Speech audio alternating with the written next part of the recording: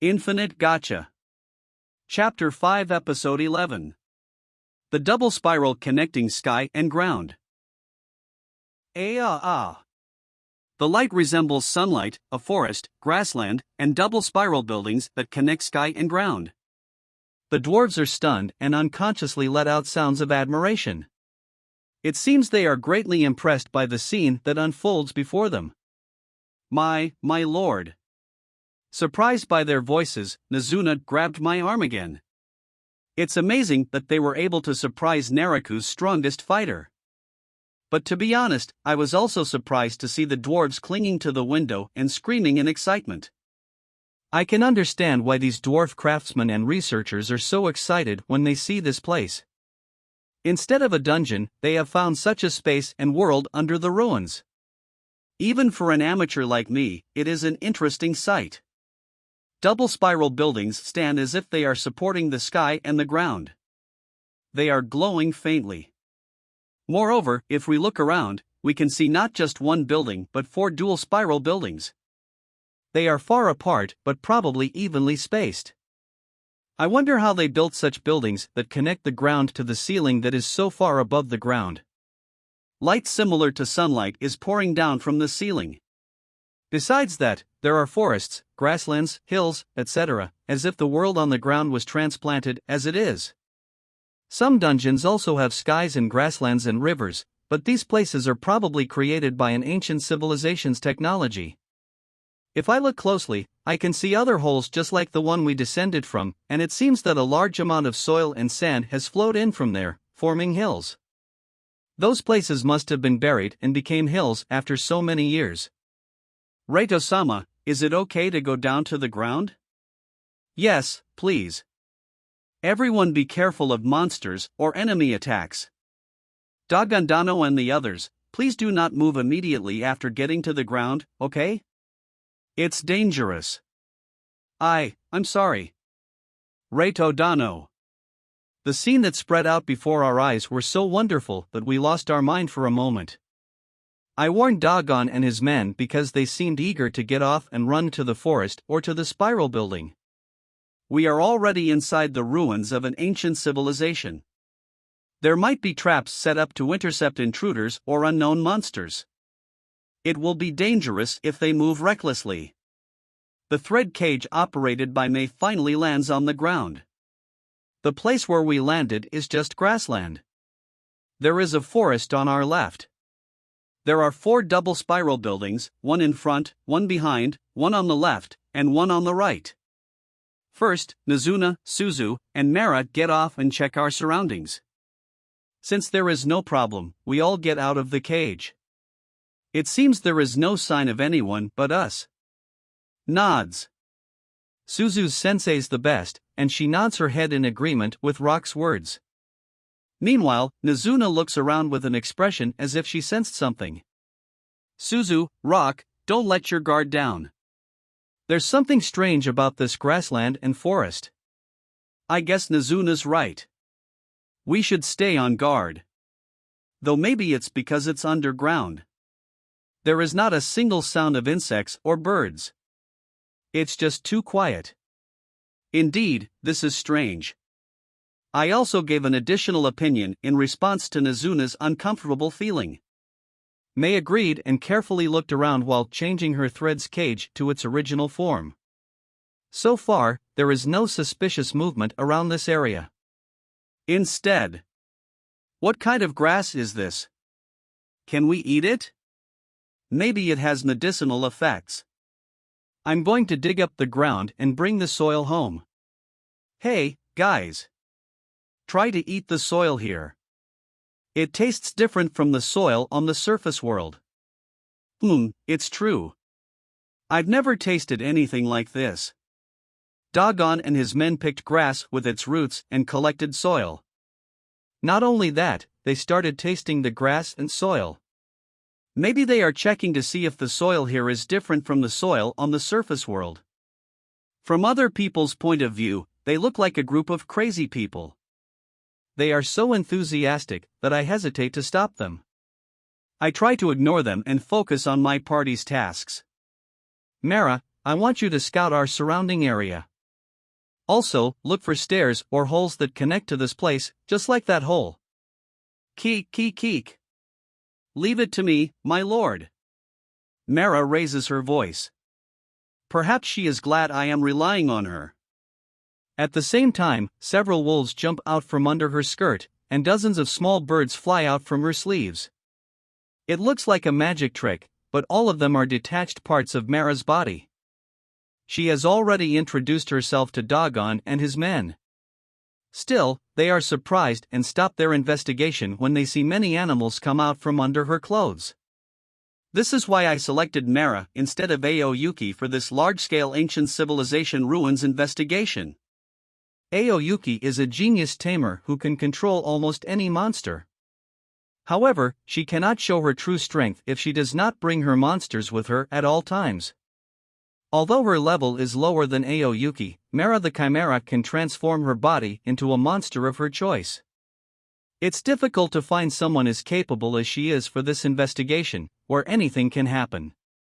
Although in Aoyuki's case, it is possible to communicate with his followers anytime. In Mara's case, it is impossible to get the information memorized by her separated body unless it is fused back into her own body. It would be easier if she could get information at any time, as Aoyuki does, but there's no such thing as perfection.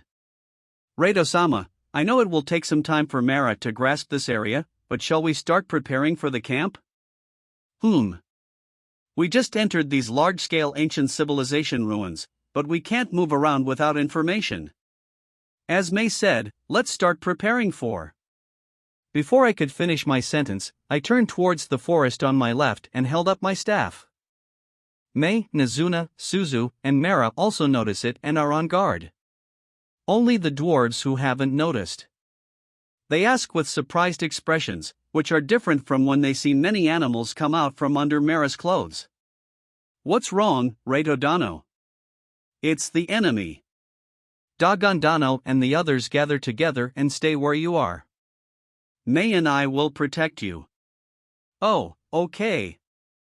I'll call the others right away. Dagon hurriedly runs to the other dwarves, asking them to gather so that we can easily protect them. Meanwhile, we keep our eyes on the forest. After a while, the enemy appears. Stone Golem? A 2-meter-tall humanoid rock golem came out of the forest. Not only a humanoid golem but also a wolf, bear, praying mantis, and other forms of stone golems are coming out of the forest. They suddenly appeared as if they just teleported here. Where the hell did they come from?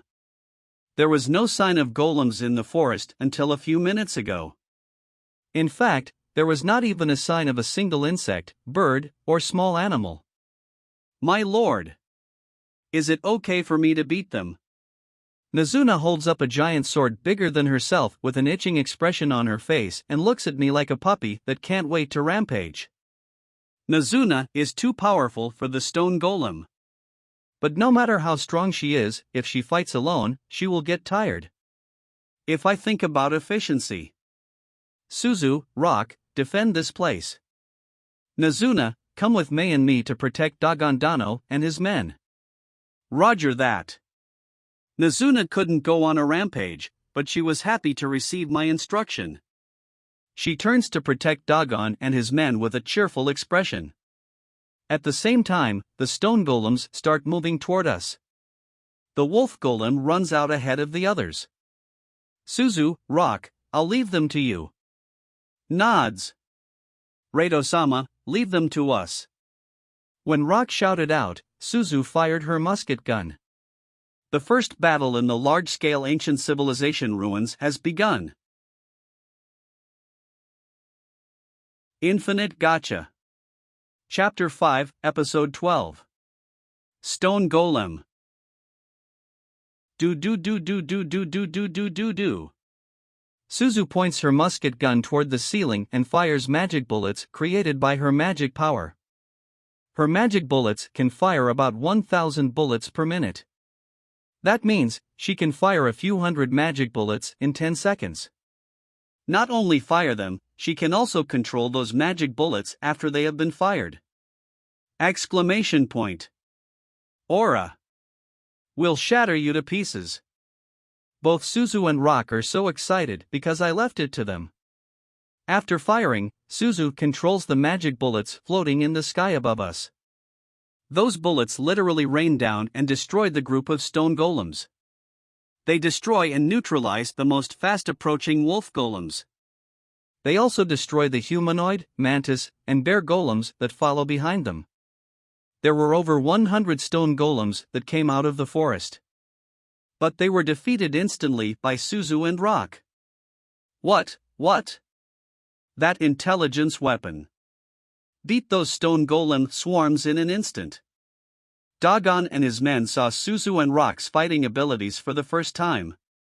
They were amazed, and some of them fell on their butts at the sound of fired bullets. Mara shrugs her shoulders as if she feels bored. Keek. I thought these stone golems would be different from the ones on the surface world golems, but they are suck. I was hoping for more fun. Mara, I don't think you need to worry about that. It seems that these underground stone golems are slightly different from the surface world golems. I pointed at the first wolf stone golem that had been defeated. The shattered parts of his body reassembled. Not just the wolf stone golem. Humanoids, bears, praying mantis, and other shattered stone golems also recover their bodies. Dagon and his men are astonished by this phenomenon. What is going on? Normally, golems stop moving once their cores are destroyed. I've never heard of golems capable of recovering their bodies. And all the defeated golems start to move again. With all those bullets, not even a single golem's core was destroyed. It doesn't make any sense. Generally, the golem will stop moving once the core is destroyed. The core is usually located in the body's center, so the basic strategy when dealing with golems is to target the torso.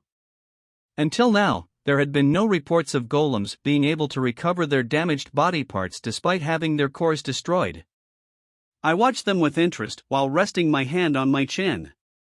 And then, hundreds of other stone golems appeared from the forest steppes. If their opponents are ordinary adventurers, they will win instantly. As one would expect from the ruins of an ancient civilization, they are different from the golems on the surface world. How are they recovering? If all the golems we've defeated recover and start moving, does that mean their cores are recovering as well? R.A. Retodano. This is no time to relax. At this rate we will be overrun by those stone golems. When I hear Dagon's panicked voice, I give them a reassuring smile. It's impossible to overrun my party with this level of strength. But I can't let them scare my teammates any longer. Suzu, Rock. Nod. Suzu nods, and this time she fires directly at the stone golem horde. Do. She keeps firing magic bullets until the horde turns into a pile of rubble. Suzu can give her magic bullets various effects by adding magic power. Bad status includes deadly poison, bleeding, confusion, dark vision, curse, paralysis, hypnosis, hallucinations, and weakness. On the contrary, she can also give recovery, physical strengthening, poison recovery, magic strengthening, etc. Of course, that will consume a certain amount of magic power. No matter how strong Suzu is, she can't keep shooting magic bullets with special effect. On the contrary, she can keep firing magic bullets without effect. Suzu's automatic recovery ability balances with normal magic bullets, allowing her to keep firing as long as her physical strength lasts. Suzu's level 7777 isn't just for show. She can fight for 3 days and 3 nights. Even if tens of thousands of stone golems attack, they are not a threat. In the worst-case scenario, if I send in Nazuna, she could even smash the entire area around us. So no one on my party sees them as a threat. Anyway, we still have to deal with their recovery ability.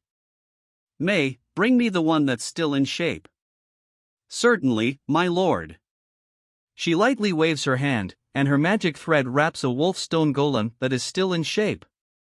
She pulls it close to us. The upper half of the golem's body has been crushed and only 2/3 of it is intact.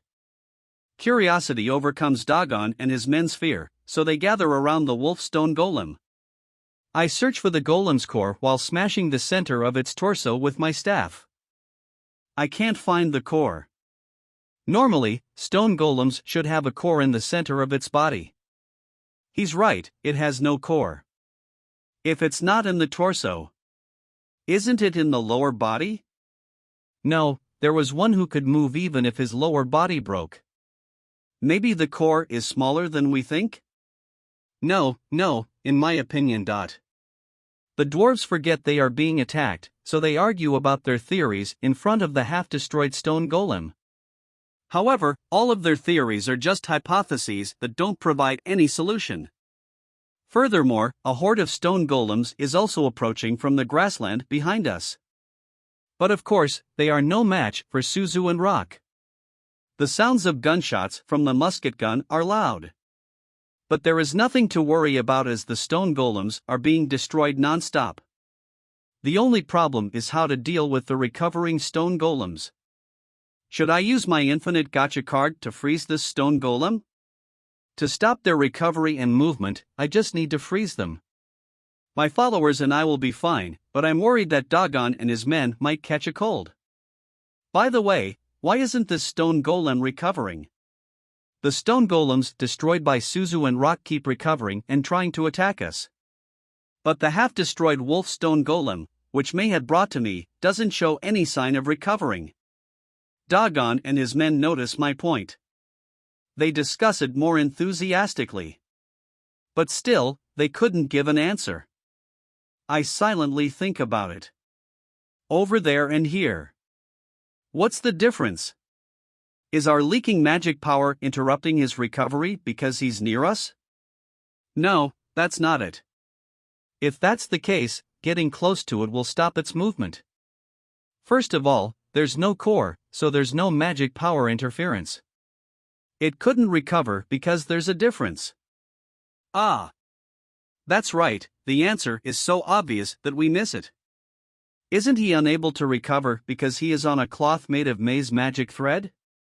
Reito-sama? My lord? Mei and Nazuna next to me responded to my words. While the dwarves start punching each other. I am just guessing, but maybe I have an idea on why there's no core and why they can regenerate. The dwarves stop fighting and shrug their shoulders when they hear my words. Their gestures seem to say, he's just an amateur with no technical knowledge. He shouldn't be able to solve things that even experts like us can't solve. Ignoring them, I explain further. Infinite Gacha. Chapter 5 Episode 13. The Smell of Water. I am just guessing, but maybe I have an idea on why there's no core and why they can recover. The dwarves stop fighting and shrug their shoulders when they hear my words. Their gestures seem to say, he's just an amateur with no technical knowledge. He shouldn't be able to solve things that even experts like us can't solve. Ignoring them, I explain further. The reason this half-destroyed wolfstone golem does not recover is because it is on a cloth made of Mei's magic thread. However, before it is activated as a magic spell, magic power is nearly impossible to block or interfere with. It is transmitted in a manner similar to sound. Sound is transmitted regardless of how many cloth you put up to block it, right? Sound can be transmitted instantly even through very small holes, or the blocking cloth itself could be the source of the sound. So to say that such a small piece of cloth blocks magic is a bit. Oh, so that's what you mean. I say nothing to Dagon, who makes a bitter face. I have learned many things not only from Mei but also from Ellie the Forbidden Witch. She is probably the best magician in the world. Magic power is transmitted like sound. Basically it passes through any obstacle, but it can be dispelled by striking magic power of the same wavelength. Consider ripples on the surface of water. This means that two magical powers of equal strength and wavelength can cancel each other out. I point to the cloth made of Mei's thread spread out on the floor. Mei's magic thread has a magic power counter effect that nullifies other magic power. So even if the stone golem is trying to recover, it won't be able to recover its body. Based on this, isn't it very likely that the ground or the soil itself has the recovery function to repair the stone golem? If so, that would explain why they don't have cores. Probably this underground world itself is acting as the core. As expected of you, Reito-sama. What a great insight! I didn't quite understand it, but as expected of my lord. The dwarf's astonished facial expression as if to say, if you compare it to the ripples on the surface of the water, it is possible to counteract the magic power. I hadn't thought of that idea. Mei looked impressed and praised my insight. Nazuna tilts her head, but she seems to have understood that I found something that even the dwarf technical experts couldn't notice, and she praises me wholeheartedly. I couldn't help but smile and pat Nazuna's head. Nazuna also smiles and looks really happy to be patted by me. The dwarf experts have been defeated by an amateur in technical analysis. They tremble with pale faces now. No way. To make the soil and ground have a recovery function, with this underground world itself as the core. Is that technically possible? Normal thinking would say it's impossible, but it certainly makes sense when you think that way. It makes sense that many enemies could suddenly appear unnoticed. The stone golems literally grow out of the ground. It also makes sense that the stone golems have no cores. If we try to reproduce it with our technology. After recovering from the shock, the dwarves start discussing technical things again. They have ignored the gunfire sound or the stone golems that continue to attack. Assuming my theory is correct. If I don't destroy this underground space itself, the stone golems will keep recovering and appearing. Now how do I stop them? If Ellie or Ice Heat are here, they can freeze the entire underground space, and the stone golem would not be able to recover or appear from the ground. But Ellie is helping to build the town around the giant tower, and Ice Heat is taking care of Nariku's internal affairs on behalf of Mei. I can bring one of them here with my infinite gacha card SSR transfer to help me freeze those golems. Suddenly, one of Mara's wolves comes back at high speed. It seems it has found something. The wolf returned to under Mara's skirt and fused back into her body. It shared its memories with Mara. Keek keek keek keek keek keek keek. My lord, there is a smell of water under that double spiral building. It seems that he has discovered a hole that leads down to the basement. It's a bit noisy here, so why don't we go there? You're right, Mara. We have time and the enemy is a bit noisy here, so let's go there. Thanks for the discovery, Mara. Thanks to you, I've decided how to deal with these stone golems. Then I take out a card. SSSR World of Ice, release. Cold air spreads from under my feet when I release the card, freezing the stone golems in ice. SSSR World of Ice has a wide range of effects, trapping enemies and objects other than my allies in a world of cold air and freezing them. Though only temporarily, this will stop those stone golems' movement. In the meantime, let's go down the hole that Mara discovered. Dagondano, do you agree? Oh, okay. In a flash, you freeze all the stone golems. We'll follow your lead. Even if they are frozen, the ice will melt over time, and the stronger ones can escape by force. Anyway, stone golems are not a threat. It would be enough to hold the stone golem in ice until we found the hole to the lower level. Mara leads the way, and we walk to the double spiral building that smells like water. Mara shot a magic light signal into the sky. It is a signal to call back her detached body parts that are exploring the area. It takes time to move on foot, and new stone golems appear sporadically. But no matter how many of them appear, they are no match against Suzu and Rock's endless stream of bullets. The noise of gunfire and destruction is loud, but this feels like a walk. After about an hour, we reached the double spiral building. There is a steel lid underneath the double helix building, but it is damaged and has a hole. Perhaps it was destroyed by the adventurers sent by the dwarves in the past. It is too dark to see the bottom when I look into the hole.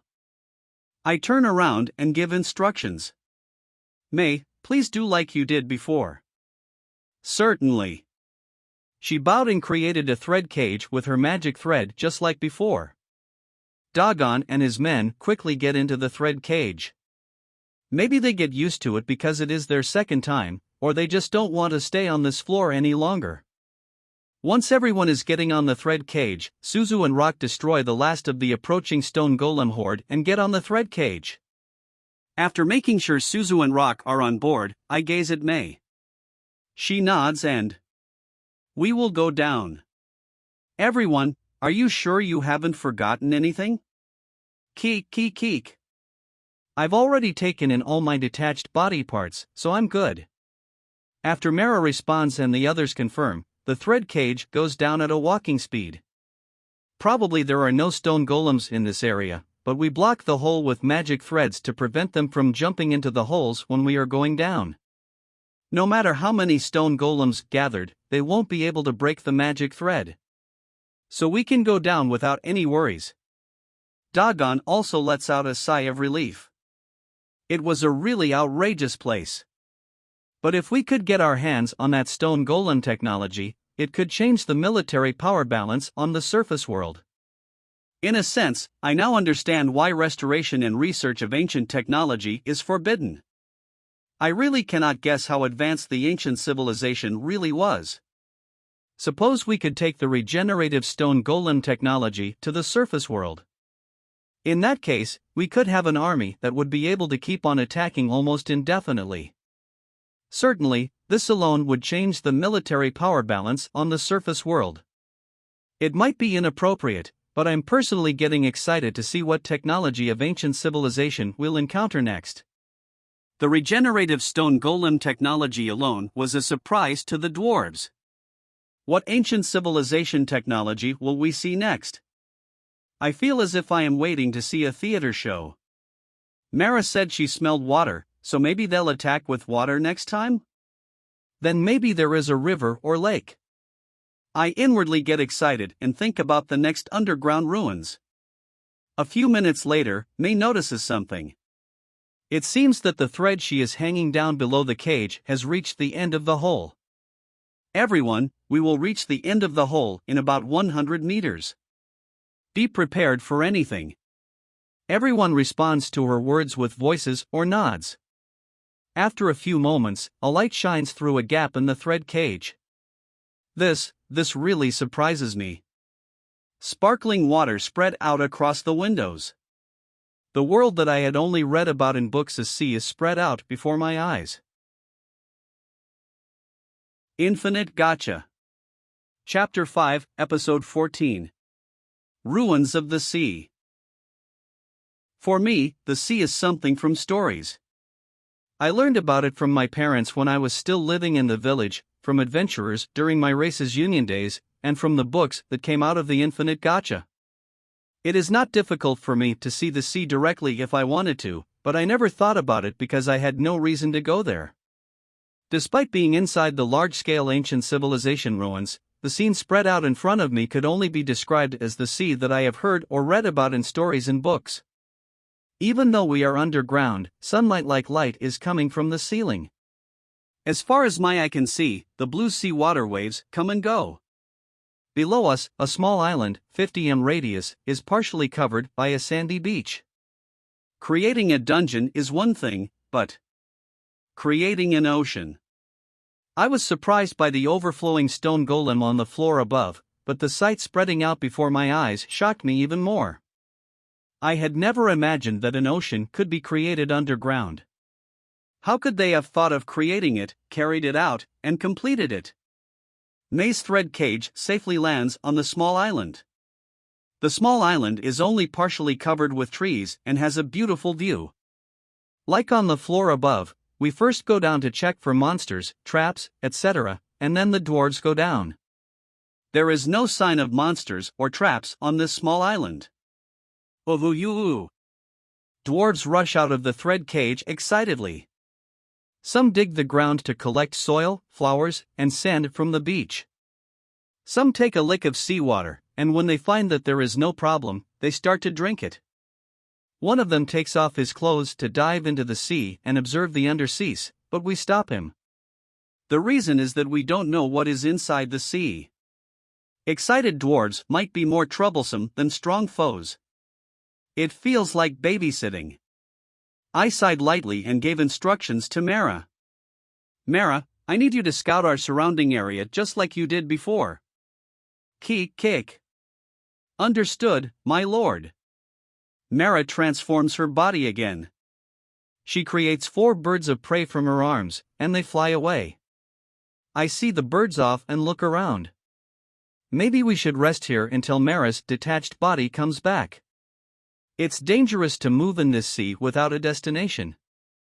Reito Dano. Meanwhile, may I study this small island and the sea? The bearded, hairy, old dwarves appeal to me with sparkling eyes like little boys. I can't say no here, so I sigh again and give my permission. After all, we do have some time before Mara's birds come back. We will escort you, but please be very careful. This small island is fine, but we don't know what's under the sea. This is not a threat. No matter how great my ability to detect presence is, it is still difficult to detect the inside of the sea. The shore may be fine, but it is impossible to go deep underwater. If we could transform our bodies into fish and explore under the sea, we could grasp the situation under the sea. Unfortunately, we can't do that. So it's okay if your subordinates escort us. I understand. When the Dwarf King replied cheerfully, the dwarves split into 2 groups. They're researching inside the small island and the beach. I give instructions to Mara, Suzu, and the others. Mara, Suzu, you'll escort them. We can handle an underwater attack, so we'll be on the water side. Nods. Keek. Then I will protect the dwarves on the island side. At Rock's suggestion, Mara will escort the island group, while Suzu and Rock will be on the beach group. By the way, Nizuna was not chosen as an escort. She curiously swings her big sword at the waves and digs sand on the beach. For information, her big sword is the 2nd strongest weapon after my Gungnir. By the way, Infinite Gacha cards don't have classes like Mythology class, Fantasy class, and so on. Only distinguished by rarity, such as SUR, UR, and so on. Infinite Gacha cards' rarity classification is based on the rarity and capability. While the Genesis class to Relic class is based on the amount of magic power, attack power, defense power, recovery power, and so on. In Infinite Gacha, strength is also important. But those with rare abilities are also sometimes classified into a higher grade. Infinite Gacha is a unique ability because I am the only one who has it. Well, Nizuna's sword is protected by magic.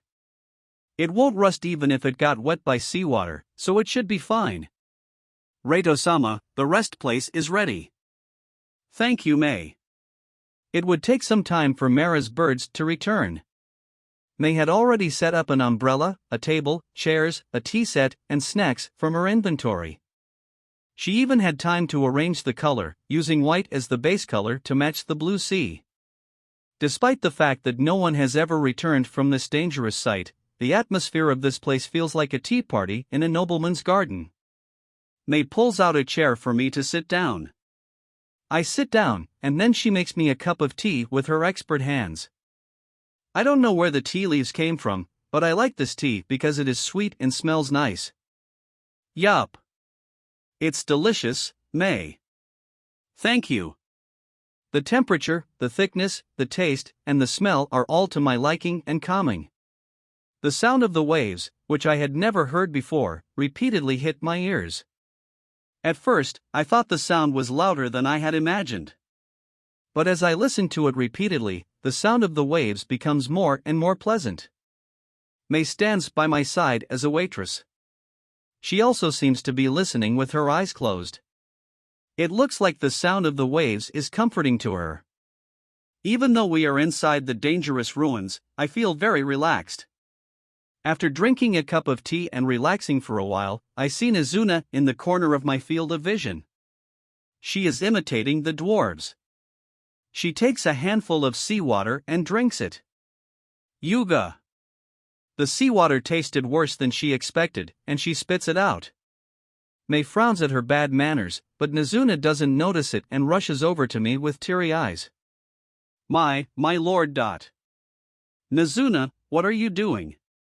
Because the dwarves are drinking it, I thought it's delicious. The dwarves take and taste the seawater, but she doesn't have to imitate them. I am amazed by her act. I handed over the sweet cookies and the tea I was drinking. Nazuna washes the seawater out of her mouth with the tea and replenishes the sweetness with the cookies. Indirect kiss with Reito-sama. Mei utters a few words. Suzu, who is accompanying the dwarves on the beach, looks at Nazuna with jealous eyes. Nazuna does not notice any of their words or stares. She just smiles brightly as usual. Thank you, my lord. As I thought, my lord is so kind. I love you. Okay, thank you. Next time be careful not to put everything in your mouth, okay? It's okay, I understand. Nazuna's replies still sound very energetic. Nazuna walks straight to Mei and asks her to take out another chair. She sits down and starts eating the sweets in front of her. She looks very happy as she eats the sweets and drinks the tea. Watching her makes me happy as well. A few hours later, Mara's detached body returns. It seems to have discovered something. It fuses back into her body and shares its memories with Mara. Keek. My lord, I have found a small island in the south with a double spiral building like the one we saw above. From what I can see from the sky, there is another hole leading down. Thank you, Mara, that is very helpful. Keek. No need to thank me. We are happy when we can be useful to our lord. Mara is so happy to be praised by me that she blushes bright red, trembles, and raises her voice. Although some people are afraid of her because of her height and large mouth, she is extremely cute when she blushes and smiles with joy. I think Mara is a somewhat sarcastic but honest and sweet girl. Why do some people seem to be afraid of her? While wondering inwardly, I turn my gaze to our next destination. Now that we're heading south, how are we going to cross the sea? Infinite Gacha. Chapter 5, Episode 15. Cross the Sea. Mara's detached body has discovered our next destination. Apparently, there is a double spiral building in the south. It is similar to the one seen on the floor above. Mara sent a signal to the rest of her detached bodies, calling them to return. After all of Mara's detached bodies return and fuse back into her body, we think of a way to cross the sea. I can use the Infinite Gacha card to summon a large sea creature for people to ride on, but once summoned, it can't turn back into a card. And moving inside the sea is more dangerous. Summoning high-level sea creatures can increase our battle force in sea battles. But as we move from one floor to another, there is probably no sea on the next floor. As a result, I'm not sure if summoning sea creatures for a limited time is a smart idea. Maybe it would be faster and safer to tie everyone together with thread and then fly through the sky, now that I get better readings of the dwarves' behavior. I mutter, then take out my Infinite Gacha card and use it. SR Flight, release. I cast SR Flight to all of them.